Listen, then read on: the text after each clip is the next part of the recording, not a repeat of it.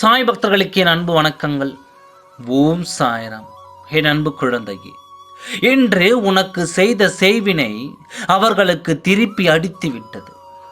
உனக்கு யார் எதை செய்தார்களோ அதை அவர்களுக்கு திருப்பி அடித்து இன்னும் சில மணி நேரத்தில் அவர்கள் இல்லத்தில் ஒரு இழப்பு நடக்கப் போகிறது. உன் வாழ்க்கை கெட்டு போக வேண்டும் என்று நினைத்து நீ வாழ்வதை பொறாமைப்பட்டு உன் வாழ்க்கை இப்படி அமையக்கூடாது என்று ஒரு சிலர் நினைத்த காரியத்தை அவர்கள் செய்து முடித்ததால் தான் உன் வாழ்க்கை இப்பொழுது இந்த நிலைமையில் இருக்கிறது. நினைத்தது எதுவும் நடக்காமல், கேட்டது எதுவும் கிடைக்காமல், உன்னோடு இருந்த உன் வாழ்க்கை துணையை விட்டு சென்று இப்பொழுது தன்னந்தனியாக நின்று தவிக்கும் நிலைமைக்கு இவர்கள்தான் காரணம். அது உனக்கு தெரியும். உன் துணையை பிரிந்து தன்னோடு வைத்து கொண்டு நீ வாழக்கூடாது என்று உனக்காக செய்த செய்வினை இப்பொழுது அவர்களுக்கு திருப்பி அடித்து விட்டது.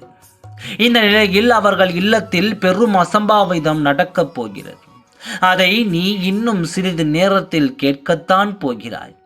இப்பொழுது வரை நீ என்ன செய்து கொண்டிருக்கிறாய் என்பதை பிறர் மூலம் தெரிந்து கொண்டு ஏதாவது ஒரு காரியம் உனக்கு அனுகூலமாக மாறப்போகிறது என்றால் அதை இன்னும் தடை செய்து கொண்டு தான் இருக்கிறார்கள். ஏனென்றால் நீ முன்னுக்கு வரக்கூடாது என்று எண்ணம். இந்த எண்ணத்தில் தான் அவர்கள் இப்படிப்பட்ட காரியத்தை செய்து முடித்தும் மேன்மேலும் நீ வரக்கூடாது என்று தடைகள் பல இன்னும் செய்து கொண்டிருக்கிறார்கள். அதனால் தான் நீ தொட்ட காரியங்கள் துளங்காமலும் நீ பாடாய்பட்ட காரியங்கள் நின்று போய் தடைப்பட்டதற்கும் காரணம். இன்று வரை ஏக்கங்களோடு வாழ்ந்து கொண்டு இருக்கும் உனக்கு இவர்கள் செய்த வினை இன்னும் வேலை செய்து கொண்டு தான் இருக்கிறது. இப்பொழுது இந்த நிமிடம் அவர்களுக்கு திரும்பிவிட்டது. அவர்கள் வீட்டில் இப்பொழுது ஒரு அசம்பாவிதம் நடக்கப் போகிறது. அதை உன் செவிகளால் நீ கேட்கத்தான் போகிறாய். கெடுதல் நினைத்த அவர்களுக்கு கெடுதல் நடக்கப் போகிறது. அவர்களின் வாழ்க்கை கெட்டு போக போகிறது. இந்த நிமிடத்தில் யார் எதை செய்தாலும் அதை தடுக்க முடியாது. தன் வினை தன்னை சுடும் என்பதைப் போல அவர்கள் வினை அவர்களை சுட்டுவிடப் போகிறது.